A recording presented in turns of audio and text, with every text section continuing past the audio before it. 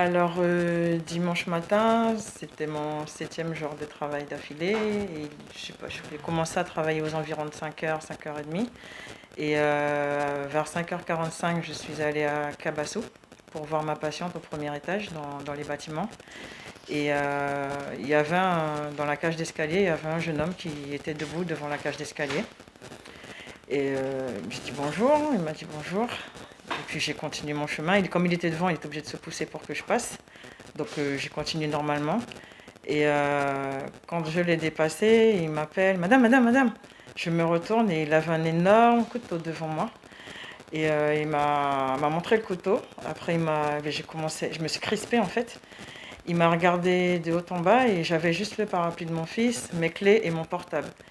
Il m'a arraché le portable des mains, mais en fait, je ne voulais pas lui laisser mon téléphone, donc je me suis débattue. J'ai réussi à tourner ma main, à me débattre, et puis j'ai crié. Et il m'a dit chut, chut, chut. Et j'ai continué à me débattre avec la main et j'ai réussi à tirer mon portable de la main et j'ai crié encore plus fort. Et du coup, je pense que ça l'a déstabilisé et il est parti en courant. Et puis après, du coup, j'étais tétanisée parce que le couteau était vraiment gros et c'est la première fois que ça m'arrive en presque 9 ans de libéral. Et puis du coup, je suis partie chez ma patiente en larmes et j'ai réveillé toute la maison. Il y a son beau-fils qui a été voir s'il était toujours là, mais il était parti il y avait son vélo garé juste à côté. Donc j'ai pu porter plainte après. Enfin, j'ai réussi à continuer ma tournée, bien que j'arrêtais pas de pleurer, mais j'ai tenu à continuer ma tournée. J'ai réussi à porter plainte et l'après-midi, je suis retournée chez cette patiente, mais j'ai été accompagnée. Et puis, je pensais que ça irait et en fait, 48 heures après, je ressens un stress post-traumatique, c'est-à-dire des douleurs, la nuque presque bloquée avec des douleurs dans tout le dos et des courbatures. Et je pense que ce sont les contre-coups de ce qui m'est arrivé.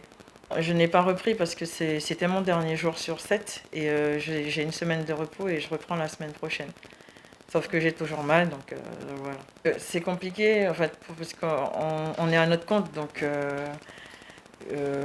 c'est vrai que je travaille en binôme, mais bon, je tiens quand même à ne pas pénaliser les patients. Après, j'appréhende un peu parce que j'ai un peu peur, mais il va falloir y aller, et puis voilà.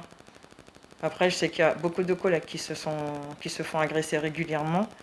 Et c'est un peu peinant parce qu'on a un métier quand même dangereux. Et par rapport à la charge de travail, on est obligé de partir très tôt pour éviter les embouteillages. Et Dieu seul sait qu'à une certaine heure, vers 7h30, 8h, c'est horrible. Donc on est obligé de commencer très tôt et on fait comme on peut. Jessica Pato, vous avez subi cette agression dans le cadre de l'exercice de votre métier. Dans quel état d'esprit êtes-vous aujourd'hui?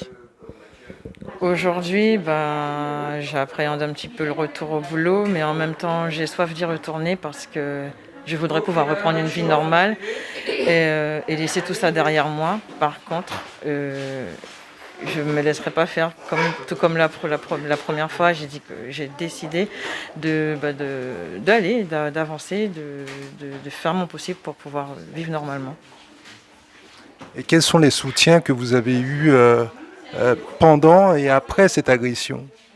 Alors, il y a eu un énorme élan de solidarité déjà de mes collègues, de mes camarades, parce que je connais du monde à la police aussi, et des collègues qui se sont fait agresser, qui m'ont téléphoné, que je ne connaissais pas, En fait, lorsque je me suis fait agresser, j'ai paniqué et en larmes, j'ai envoyé un message sur le groupe WhatsApp. On a un groupe WhatsApp infirmier et j'étais toute tremblotante et en fait, l'émotion que j'ai envoyée a réveillé les douleurs de certains collègues qui s'étaient fait agresser avant moi.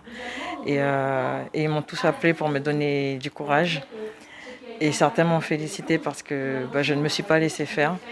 Et j'estimais que c'était une atteinte à mon intégrité. C'était mon portable qui voulait, mais c'est mon portable. Donc après, je suis contente. Je me dis que ça aurait pu tourner au drame parce que je me suis pas laissée faire.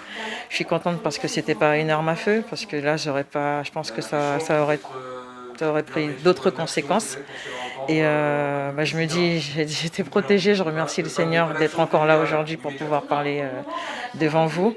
Et je remercie toutes les personnes qui m'ont soutenue, qui me soutiennent encore. Et puis bon, je me dis, la vie continue et j'espère que les prochains jours seront meilleurs pour nous tous. Quel est votre message à vos collègues qui risquent également de connaître le même sort, je dirais, que vous? Et ben, c'est surtout d'en parler. Et puis de garder courage et puis de se dire qu'ils ne sont pas seuls. Parce qu'au départ, on n'a pas idée du nombre de personnes à qui ça arrive. Et ce n'est que là que, entre guillemets, les langues se délient parce qu'il y en a qui ne sont pas forcément entendus. J'estime que j'ai eu beaucoup de chance. Donc l'union fait la force.